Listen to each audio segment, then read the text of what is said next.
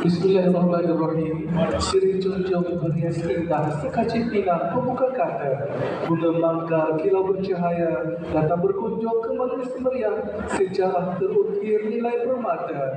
Lembaran sejarah kini bermula. Hadirin sekalian, majlis ini mengumumkan ketibaan dan juga bermulanya perakan pasangan Raja Sehari Ahmad Adli Khwarizmi bin Ahmad dan pasangannya Nur Ifah Ertina binti Jasmine. Dari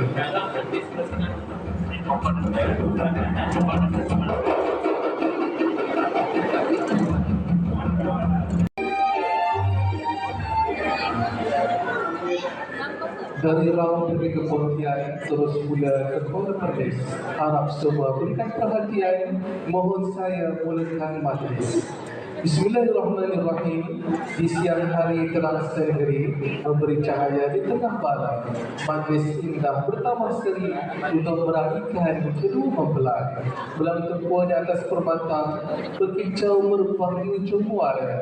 Pemanis kata selamat datang. Awal bismillah membuka bicara. Assalamualaikum warahmatullahi wabarakatuh. Yang dihormati Encik Ahmad bin Razali dan Puan Kintan binti Omar selaku tuan kepada majlis perkahwinan pada hari ini. Yang diraihkan pasangan mempelai pasangan Raja Sehari Ahmad Adli Khwarizmi bin Ahmad dan pasangannya Nur Ifah Ertina binti Jasmine. Yang dihormati ahli keluarga bermata lelaki, ahli keluarga bermata perempuan, saudara mara rakan-rakan sekerja, rakan-rakan kedua mempelai, hadirin-hadirat para tetamu yang dirahmati Allah Subhanahu wa taala sekalian. Selamat datang ke majlis perkahwinan Ahmad Adli Khwarizmi bin Ahmad dan pasangannya Nur Ifah Ertina binti Jasmine. Guru-guru kami balai-balai sering buatan faktua, tempat merehatkan taulan, duduk tersenyum kedua mempelai, marah tangan memanjatkan doa, moga jodoh sentiasa berkekalan. Hadirin sekalian, bagi memohon masih diberkati dan rahmat Allah Subhanahu wa taala, bila sama-sama kita malangkan tangan mengamalkan bacaan doa yang akan dibacakan oleh Ahmad Azim Khairun Nas bin Ahmad hadir kepada pengantin lelaki. Majlis ketiganya mempersilakan. Kini foto manis rasanya Iswah mesra penuh cinta.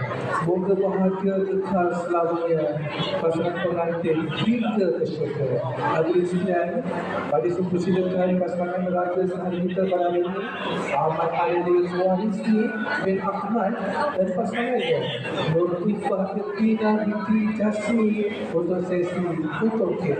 Pada seketikanya mempersilakan. Begitu pula majlis puasa dengan sebentar majlis tasbih. Sesi bergambar tiba masanya kenangan indah terpahat atasnya. Bunga melati harum wangi disusun indah di atas para. Mari bersama merapat berdiri kita abadikan kenangan mesra. Guru merpati terbang berdua hingga sebentar di pohon jati. Senyum manis jangan dilupa, kamera bersedia. Ayo, abadikan memori. Hadirin sekalian, majlis saya akan serahkan sekali lagi kepada Puan Hana untuk meneruskan sesi bergambar. Mari ketiganya mempersilakan. Terima kasih kepada juru acara yang terhormat.